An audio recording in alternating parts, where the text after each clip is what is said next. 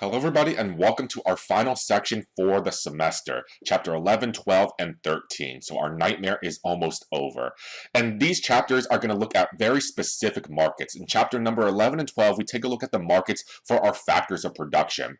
We take a look at the labor market in chapter 11 and land, physical capital, and technology markets in chapter number 12. So we're combine everything in together in that particular chapter. And then in chapter number 13, we take a look at environmental policy. So how exactly do economists view the environment and what type of policies do they believe can help to weigh the benefits and costs of environmental cleanup and damages. So that's all going to be what we have for to look to in the next few chapters.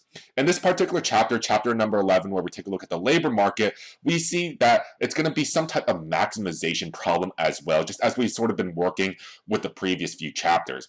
It's a little bit more complex than a normal type of market because there are different types of supplies and different types of demands we can focus in on. There's two different types of supply curves. There's an individual supply curve. There's a market supply curve for the labor market.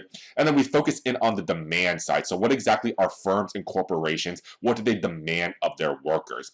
And by combining the supply and demand together, we're going to be seeing exactly what is the optimal amount of laborers or workers for any one firm to hire. So what exactly is their maximization or optimization point in this particular sort of setup? Once we finished taking a look at that, we're going to focus a little bit more on discrimination. So we do know that every single worker within the world or just within a particular country, say the United States, they don't earn the same amount of money. And if workers don't earn the same amount of money for doing the same exact job, then there might be some type of economic discrimination that can take place. We'll take a look at a few differing theories of discrimination and see if they can help explain why discrimination still exists in the first place. And we can divide this up by taking a look at females versus males. We can take a look at about age. We can take a look at about unions. There are just a few different areas where we can see discrimination taking place. And then finally, because unions are a little bit of more complex sort of structure within the economy, we're going to focus a little bit more on how unions operate and exactly why this can be a source of discrimination as well. Before we get into the entire discussion of the labor market itself, there are just a few assumptions that we need to make, and they're going to be listed here. We are going to be focusing in on competitive labor markets, and they're very similar to the idea of competitive product markets. So we're working under the idea of perfect competition here.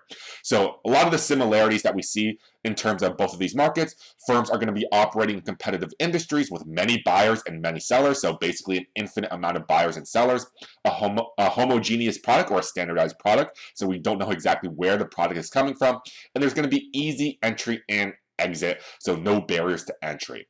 We also do assume that all workers are going to be regarded as equally productive. So essentially, every single worker is identical to one another. So person A, person B, me and you, there's really no difference between any of these individuals because all workers are essentially identical.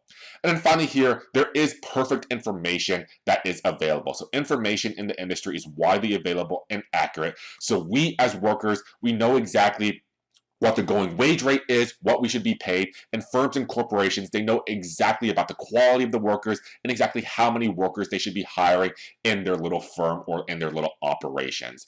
So here we have perfect information. Keep these assumptions in the back of your mind. They, once again, may not be very realistic of the world that we live in today, but it will help guide our analysis and make a few predictions out of that. So these assumptions about the competitive labor markets, very similar to the assumptions that we made under perfect competition. With this in mind, we can go ahead and take a look at the very first supply curve for the labor markets, which is going to be the individual supply curve, and we'll see how this is going to build up to the market supply curve in the next few videos.